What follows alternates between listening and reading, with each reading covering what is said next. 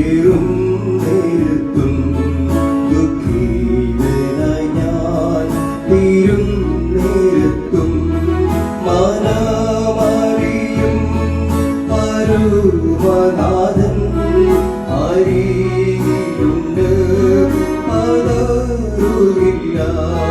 മനമറിയും അരുമനാഥൻ ദൈവനാമത്തിന് മഹത്വമുണ്ടാകട്ടെ.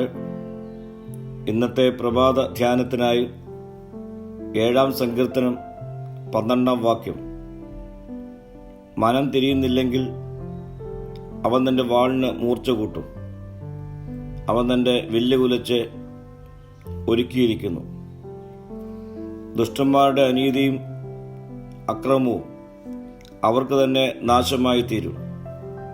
അവൻ മനം തിരിഞ്ഞ് മടങ്ങി വരുന്നില്ല എങ്കിൽ അവനോടുള്ള ന്യായവിധിയുടെ കാഠിന്യം വളരെയായിരിക്കും. വില്ല് കുലച്ച് ഒരുങ്ങിയിരിക്കുന്ന വില്ലാളിയെപ്പോലെ ന്യായാധിപതിയായ ദൈവം ന്യായവിധിക്കായി ഒരുങ്ങിയിരിക്കുന്നു. ദുഷ്ടൻ തൻ്റെ വഴിയെയും നീതികെട്ടവൻ തൻ്റെ വിചാരങ്ങളെയും ഉപേക്ഷിച്ച് യഹോവയെങ്കിലേക്ക് തിരിയുമ്പോൾ അവൻ അവരോട് വളരെ കരുണ കാണിക്കും. പ്രിയ സ്നേഹിതരെ, നാം നമ്മുടെ പ്രവൃത്തികളിൽ നിന്ന് മനം തിരിഞ്ഞ് മടങ്ങി വരുന്നില്ല എങ്കിൽ നാം ന്യായവിധിക്ക് പാത്രമാകുമെന്ന് ദാവീദ് ഈ വാക്യത്തിലൂടെ നമ്മെ ഓർമ്മിപ്പിക്കുന്നു. ദൈവസന്നിധിയിൽ ഹൃദയപരമാർത്ഥികൾക്കുള്ള സംരക്ഷണ ബോധ്യവും നീതിപൂർവമായ വിധിന്യായവും ഉറപ്പായിരിക്കുമ്പോൾ തന്നെ അന്യായത്തോടെ ജീവിക്കുന്നവർക്ക്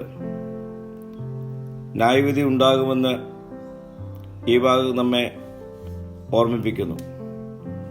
ദൈവിക ന്യായവിധിക്ക് എത്തിപ്പെടാതെ നമ്മുടെ ജീവിതങ്ങളെ നമുക്ക് രൂപപ്പെടുത്താം.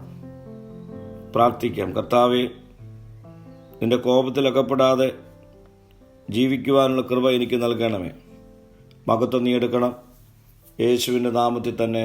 ആമീൻ.